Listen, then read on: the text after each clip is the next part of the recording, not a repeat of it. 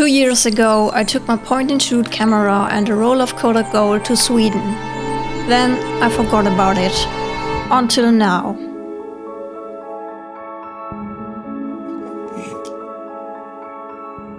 In this video, I want to revisit Sweden and talk about those lovely little memories I got to capture on film. So, let's go!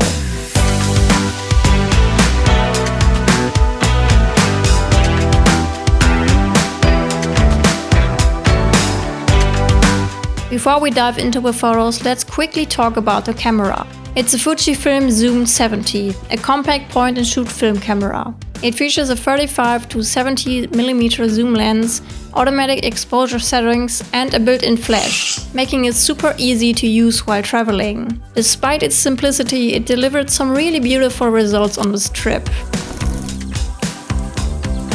Our first morning in Sweden greeted us with this beautiful sunrise. Just before we jumped into the car for our first adventure, I had to take a shot. I love how the wet car windows catch the golden light. It was such a peaceful moment and I'm so glad I captured it on film.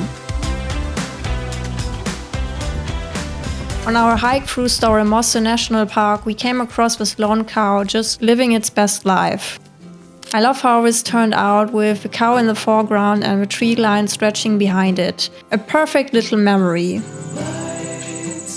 On day 3 we made this hike at Fall, a beautiful nature reserve filled with lakes, forests and winding trails. The landscape constantly shifted between dense woods and open water views, making it one of the most peaceful hikes we did on the trip. We walked alongside this lake and I really liked the trees in the foreground and the view onto the water. The reflections on the surface created such a serene atmosphere and I knew I had to capture it on film. A few minutes later, the landscape changed dramatically. We found these ruins and massive dead trees standing out against the dense pine forest. I love how their twisting branches contrast with the background. It gives a mysterious, almost eerie feeling.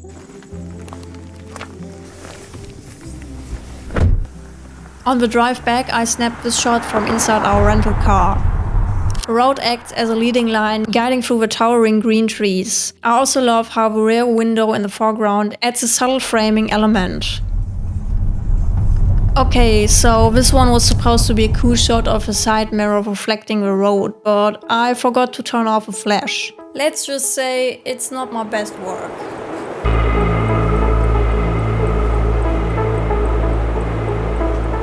The next morning we woke up early to catch the sunrise at the lake near our cabin. But instead of golden light we were greeted by something even better, thick rolling fog. It made the whole scene feel surreal. The dog almost disappears into the mist, creating such an eerie and magical atmosphere. A little later the fog started to lift, but still lingered on the water. I love these misty moments. The dog in the lower left corner adds a nice element to the scene. The colors didn't really translate perfectly in the scan, but the mood is still there.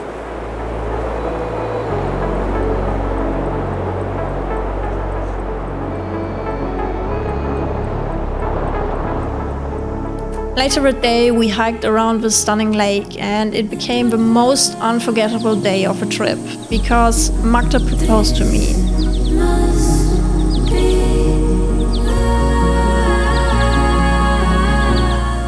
It was the sweetest, most perfect moment. I had to take this shot of my engagement ring in front of a lake. Sadly, my hand is slightly out of focus, but the memory is still captured and that's what matters. On day 5 we visited Brobacka, a beautiful area with rocky trails and quiet woodlands. At the start of the hike we found this magical little cabin. The curved path leading up to it, the soft light hitting just right, it was too perfect not to photograph. This might be my favorite shot of the entire roll.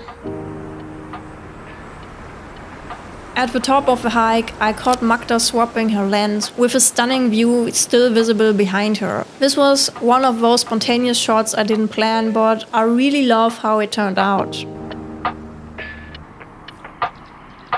I took this while admiring the dramatic landscape. The pine trees seem to be crawling up the rocky mountain, and I really like how the dark silhouettes in the foreground contrast with the thick green wall of the trees in the back. Looking in the opposite direction, I captured this layered composition of the trees and the lake. The natural leading lines guide the eye across the frame. The exposure is a little bit off, but I still love the depth it creates.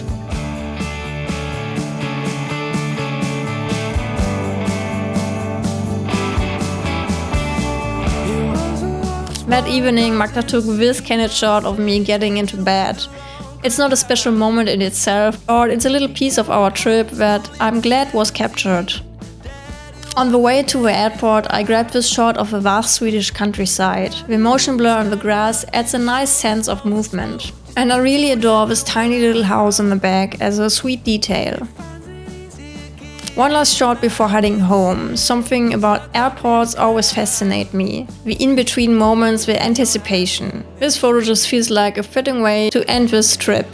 2 years later, these images feel like tiny time capsules. The moments I barely remembered came rushing back the second I held these negatives in my hand. And that's the magic of film. It makes you slow down, wait, and rediscover your own memories. I really hope you enjoyed watching this little Sweden recap, and let me know in the comments below which of these shots is your favorite. Also, if you want to see more of my work and maybe even purchase a print of mine, I recommend you visit my online store. Thank you so much for watching, and I will see you in the next one.